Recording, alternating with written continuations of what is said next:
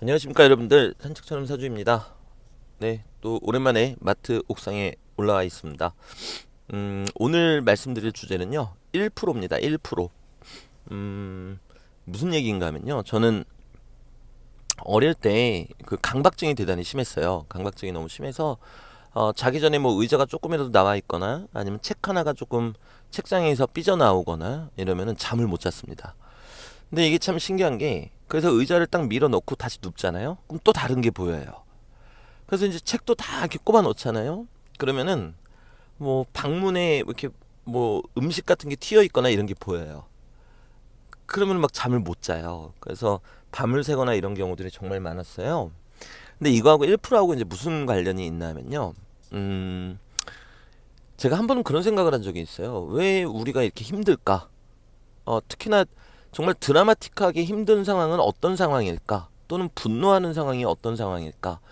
여기에 대해서 생각을 해본 적이 있었는데, 근본적인 거는 다 똑같더라고요. 그렇게 힘들 때가. 그게 뭔가 하면은 전혀 예상을 못했는데 어, 정반대의 결과가 나타나거나 아예 예상치 못한 일이 발생을 했을 때 그때 힘들어 하더라고요. 뭐 이를테면 이런 거죠. 뭐 나는 운동도 열심히 하고 건강 관리도 항상 하니까 건강할 거야 라고 생각을 했는데, 어느 날 만약에 큰 병을 얻었다고 생각해 봐요. 그럼 나는 이걸 예상하지 못했잖아요. 그러니까 너무 힘든 거예요. 그리고 또는 내가 시험 공부를 열심히 했으니까 반드시 합격할 거야 라고 이제 100% 믿었단 말이에요. 모의고사를 막 다 풀어봤는데도 그냥 올백이 나와요. 이거는 뭐 붙는 게 문제가 아니라 전체 수석으로 붙겠구나 이렇게 확신을 하고 있었는데, 떨어지면은 그때 사람이 괴롭거든요. 그러니까 결국에는 우리가 괴롭다라는 거는 어쩌면 내 기대와는 정반대다. 그리고 전혀 예상치 못했다라는 거에서 그 괴로움이 오는 게 아닌가 그 생각을 합니다. 이제 처음에 드린 말씀하고 좀 연결을 시켜 볼게요. 제가 그 생각을 하면서부터 결국에 그 1%를 생각하게 됐어요.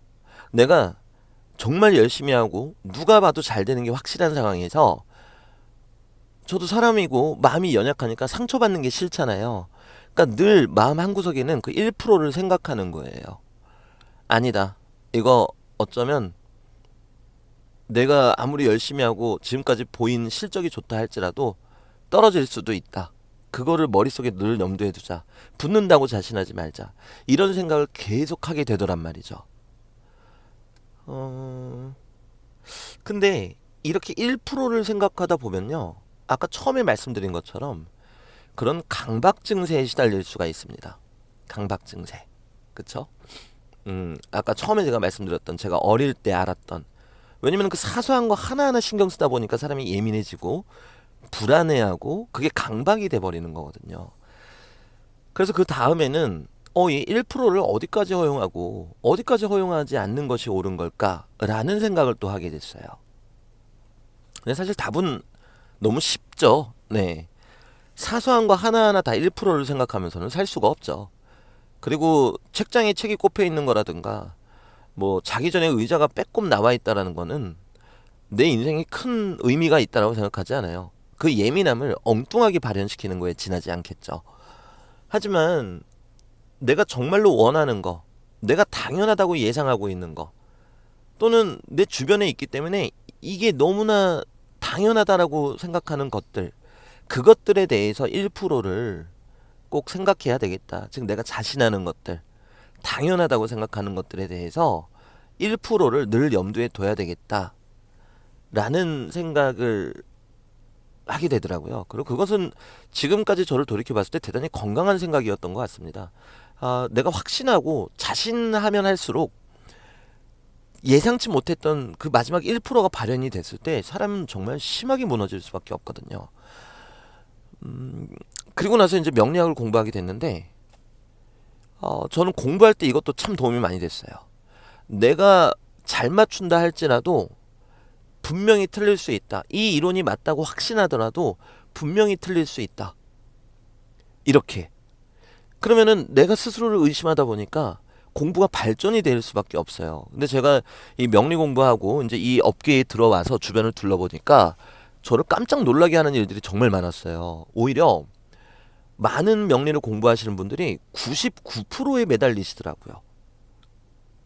이를테면 이런 거죠. 사화는 뱀이다. 우리가 사화를 뱀에 비유하잖아요. 12지신. 사화는 뱀이니까 사화가 많이 있으면 이 사람은 독이 많은 거다. 이거는 확신하면 안 되는 거잖아요. 왜 사화가 뱀이지? 그리고 뱀이라고 치면 왜 독이 많지? 모든 뱀이 다 독이 있는 건 아닐 텐데. 그러니까 우리가 명리 공부하시는 분들이 이 명리학이 어떤 동양 철학이고 또 권위주의적이다 보니까 당연하게 받아들이세요. 제가 아까 앞서 그 말씀 드렸죠.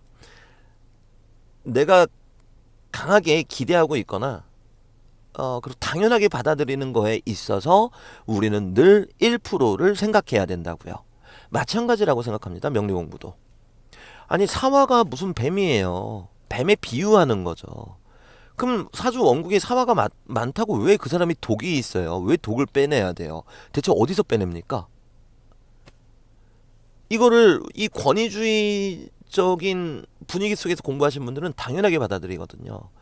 그러니까 저는 이 명리학, 더 나아가서는 동양 철학을 공부하시는 분들이 이것도 학문으로 인정받기 위해서는 당연하다고 생각하실수록 그 이유가 무엇인지 아닐 가능성이 있다라는 그 1%를 생각하시면 좋겠어요. 물론 그 내가 당연하다고 생각하는 것들에 대해서 1%를 생각하게 되면요. 가끔 불안감이 엄습해 오긴 합니다. 내 주변에 있는 소중한 사람들, 내가 아끼고 사랑하는 이들이 어느 순간 사라지지 않을까? 근데 그거를 1%만 가지고 있자고요. 그러면 건강하게 갖게 되면은 하루하루 내 소중한 이들에게 정성을 다하겠죠. 그 1%를 떠올리니까요. 근데 내 주변에 있는 소중한 이들이 평생 영원히 내 곁에 있을 거라고 당연하게 생각하니까 그분들이 하나 둘 사라질 때 우리는 쓰러지고 괴로워하는 거잖아요. 또 후회하고요. 그래서 저는 이 영상 제목에서도 1%라는 말씀을 그래서 드린 거고요. 저는 이 제가 공부함에 있어서 이 1%를 대단히 중요하게 생각하고 있습니다. 네. 다만 사용시 주의사항은 그 1% 때문에 또 너무 과민해지셔가지고 예민해지실 필요는 없으시다라는 거죠. 그게 공부하는 입장이라면 그래야 돼요. 1%의 오차라도 줄이고자 하는 게 우리가 공부하는 거잖아요. 그게 학문이고 과학이고요.